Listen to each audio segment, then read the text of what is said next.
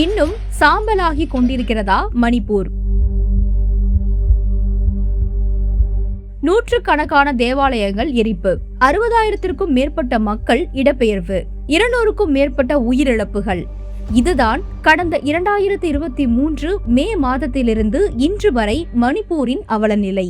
இந்த வன்முறைக்கு பின்னால் இருக்கும் காரணம் என்ன?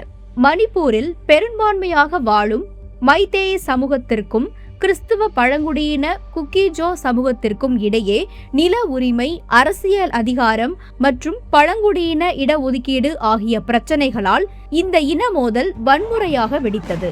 வன்முறையை கட்டுப்படுத்த அரசு முற்றிலும் தவறிவிட்டதாக மனித உரிமை அமைப்புகளும் ஐநா நிபுணர்களும் குற்றம் சாட்டுகின்றனர். வன்முறை கும்பல்கள் சிறுபான்மையினரை குறிவைக்க அரசின் செயலற்ற தன்மையே மறைமுக காரணம் என்ற கடுமையான விமர்சனம் எழுந்தது. அரசியல் மாற்றங்கள் நடந்த போதிலும் மணிப்பூரில் முழுமையான அமைதி இன்னும் திரும்பவில்லை. எதிர்க்கட்சிகள் இதை அரசின் பிரித்து ஆளும் கொள்கையின் விளைவு என்று குற்றம் சாட்டுகின்றன.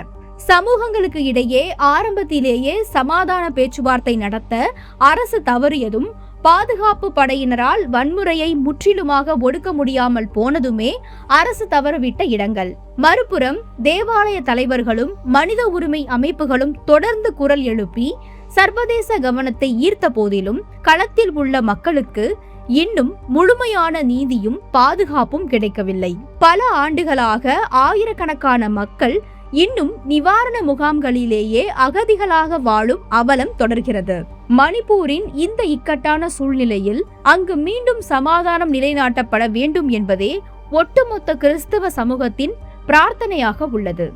வேதத்தில் சங்கீதம் 29:11 கர்த்தர் தம்முடைய ஜனத்திற்கு சமாதானம் அருளி அவர்களை ஆசிர்வதிப்பார் என்று சொல்வதற்கேற்ப மணிப்பூர் மக்களின் துயரம் நீங்கி அமைதியான வாழ்வை மீண்டும் பெற்றிட நாம் அனைவரும் பாரத்தோடு ஜெபிப்போம். கர்த்தராகிய இயேசுவே, மணிப்பூர் மக்களின் துயரங்களை நீக்கி இழந்த வாழ்வாதாரத்தையும் அமைதியையும் அந்த மாநிலத்திற்கு மீண்டும் கட்டளையிட வேண்டுகிறோம். ஆமென். இந்த இருள் நிறைந்த உலகில் ஜெபம் ஒன்றே ரே ஆஃப் ஹோப் என்று நாங்கள் நம்புகிறோம். ஆமென்.